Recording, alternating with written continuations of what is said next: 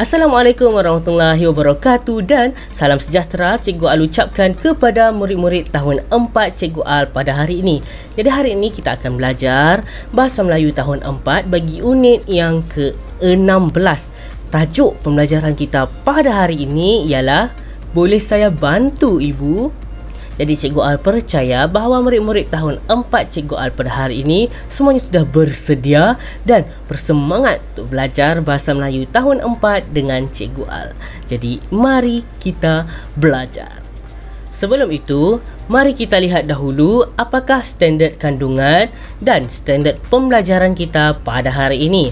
Baiklah murid-murid, standard kandungan untuk tajuk kita pada hari ini 5.3 memahami dan membina ayat mengikut konteks. Manakala standard pembelajaran pula 5.3.1 memahami dan membina pelbagai ayat majmuk mengikut konteks.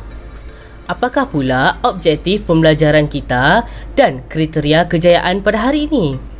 Baiklah, untuk makluman semua, objektif pembelajaran kita pada hari ini, pada akhir pengajaran dan pembelajaran, murid akan dapat membina ayat majmuk berdasarkan ayat-ayat yang diberikan. Manakala untuk kriteria kejayaan, murid berjaya membina ayat majmuk berdasarkan ayat-ayat yang diberikan dengan betul. Baiklah, di sini cikgu akan terangkan semula. Kita lihat munsyi cilik yang ada di dalam buku teks kamu. Ayat majmuk merupakan ayat yang terdiri daripada beberapa ayat tunggal. Contoh yang diberikan di sini ialah ayat yang pertama, Zara mengemas rumah. Dan ayat yang kedua, Ibu Zara mengemas rumah. Perhatikan kepada perkataan yang terdapat dalam kurungan, iaitu dan. Dan ialah kata hubung. Maksudnya di sini kita akan menggabungkan kedua-dua ayat tunggal ini menjadi satu ayat dengan menggunakan kata hubung. Ayat majmuk yang terhasil daripada kedua-dua ayat ini ialah Zara dan ibunya mengemas rumah. Boleh faham murid-murid? Kita akan lihat lagi contoh-contoh lain pada paparan yang seterusnya. Baiklah murid-murid, kita akan mulakan dengan aktiviti yang pertama terlebih dahulu, iaitu membaca dan memahami maklumat. Tajuk kita pada hari ini ialah Boleh saya bantu Ibu? Bantu apa? Mari kita baca terlebih dahulu maklumat yang terdapat di dalam buku teks kamu. Kamu boleh rujuk buku teks pada halaman 113.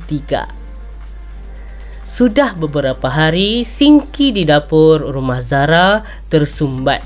Zara mencari maklumat daripada internet untuk membantu ibunya, Puan Zurah. Kamu perhatikan pada setiap gambar yang diberikan. Gambar-gambar ini menceritakan situasi yang berlaku antara Zara dan ibunya.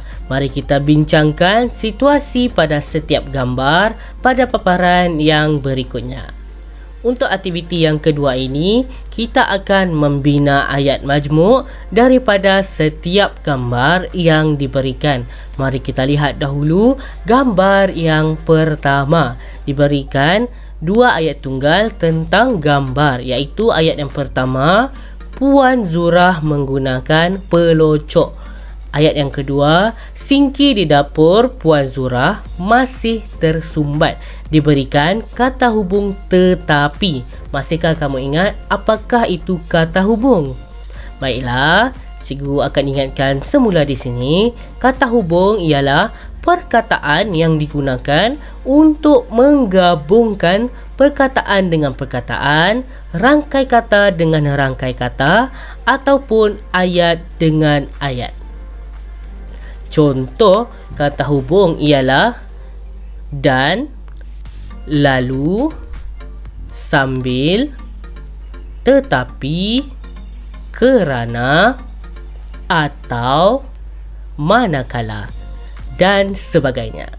Baiklah, Berbalik kepada ayat yang kita bincangkan tadi, kata hubung yang diberikan ialah tetapi. Mari kita cuba bina ayat majmuk daripada ayat tunggal dan kata hubung yang diberikan. Perhatikan frasa yang sama di dalam setiap ayat tunggal terlebih dahulu, iaitu Puan Zurah. Kita tidak perlu menulis frasa yang berulang di dalam ayat majmuk yang hendak dibina. Contoh ayat majmuk yang diberikan, Puan Zurah menggunakan pelocok tetapi sinki di dapurnya masih tersumbat. Nampak kan? Frasa nama Puan Zurah pada ayat yang kedua telah digantikan dengan perkataan nya. Barulah ayat yang kita bina menjadi lebih gramatis. Kita lihat pada gambar yang kedua pula. Untuk gambar yang kedua, diberikan dua ayat tunggal tentang gambar. Ayat yang pertama ialah Zara melayari internet menggunakan tablet. Ayat yang kedua, Ibu Zara melayari internet menggunakan tablet. Kata hubung yang digunakan ialah dan. Seperti tadi juga, cuba kamu perhatikan frasa yang sama terlebih dahulu yang terdapat di dalam kedua-dua ayat tunggal.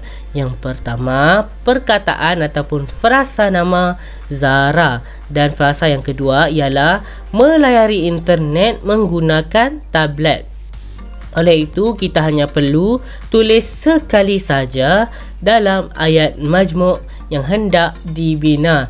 Contoh ayat majmuk, Zara dan ibunya melayari internet menggunakan tablet, di mana perkataan Zara pada ayat yang kedua telah digantikan dengan nya supaya ayat yang kita bina menjadi lebih gramatis. Kita lihat pula gambar yang ketiga.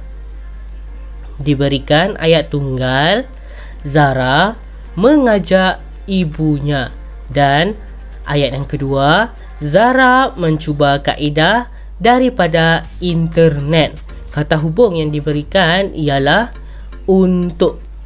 Kita lihat frasa yang berulang iaitu Zara.